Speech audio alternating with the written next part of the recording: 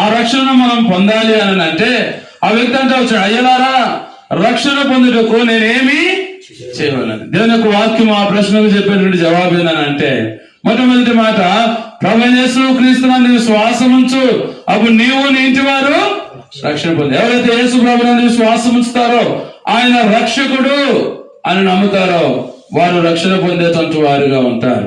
అది మాత్రమే కాదు ప్రేమంటున్నారా, యేసు ప్రభువు చెప్పినటువంటి మాట, భూదిగంత నివాసులారా నా వైపు చూచి, లేదా యేసు వైపు చూచి రక్షణను పొంది. నువ్వు రక్షణ పొందాలనంటే ఆయన విశ్వాసం ఉంచడమే కాదు, కానీ నీ కొరకై కలువరి శిలువలో వేలాడుతున్నటువంటి, భూమికి ఆకాశానికి మధ్యలో వేలాడుతున్నటువంటి శిలువ మీద వెత్తబడినటువంటి ఆ ప్రభువైన యేసు క్రీస్తు వారి వైపు నీవు చూడవలసినటువంటి వాడవుగా ఉన్నావు. అప్పుడే నీవు రక్షణ పొందుతావు. అది మాత్రమే కాదు, కానీ మూడోదిగా మనం జ్ఞాపకం చేసుకుంటూ వచ్చినట్లయితే, యేసు ప్రభువు అని నీ నోటితో ఒప్పుకున్నట్లయితే, దేవుడు యేసు క్రీస్తు ప్రభువుని మృతులలో నుండి లేపినని నీవు హృదయంలో విశ్వసించినట్లయితే నీవు రక్షణ పొందుతావు అని అంటాడు. అంటే యేసు క్రీస్తు ప్రభువుని ఒప్పుకోవాలా. అందుకని దేవుని వాక్యం ఆయన గురించి రాబడిన మాట, యేసు క్రీస్తు అందరికీ ప్రభు అని ఉంది. ఆయన ప్రభువుగా ఉన్నట్లుగా దేవుడు ఆయన ఎంతగానో హెచ్చిస్తా వచ్చినాడు. ఎవరైతే ఆయన ప్రభు అని ఒప్పుకుంటారో వారు రక్షణ పొందుతారు. నాలుగో మాట మనం జ్ఞాపకం చేసుకుంటూ వచ్చినట్లయితే, యేసు క్రీస్తు ప్రభువారు దేవుడు మృతులలో నుండి లేపినాడని విశ్వసించాలా. యేసు క్రీస్తు ప్రభువారు దేవుడు మృతుల నుండి లేపినాడు.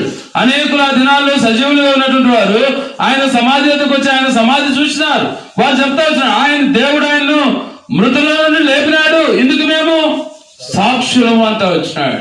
ఎవరైతే ఈ సాక్ష్యాన్ని నమ్ముతారో, దేవుడు యేసు క్రీస్తు ప్రభువుని మృతులలో నుండి లేపినాడని హృదయంలో విశ్వసిస్తారో వారు రక్షణ పొందుతారు.